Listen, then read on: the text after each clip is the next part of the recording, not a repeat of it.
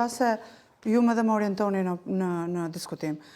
Irina Gjoka, duhet ta mbaj të panjohur emrin, është deportuar nga Greqia për shkak se ka qenë e lidhur me zërat e NATO-s në Greqi, grupi më i fortë vrasësh në këtë vend. Kush ishin zërat e NATO-s? Zërat e NATO-s. Domethënë janë kështu grup terrorist. Në lidhje me Ajo mund të jetë një episod tjetër këtu, në të dy rastet janë dy rastet falsifikimit pasaportës. Nuk po hyjmë detajet, japim leksione. Po ne nuk qytetarët nuk e kuptojnë. Po. Procedura e tyre të kemë. Është bën një kallëzim për Irina Gjokën në maj 2025, e kam bërë unë. Jo, e kam bërë unë. Po nuk ka rëndësi data.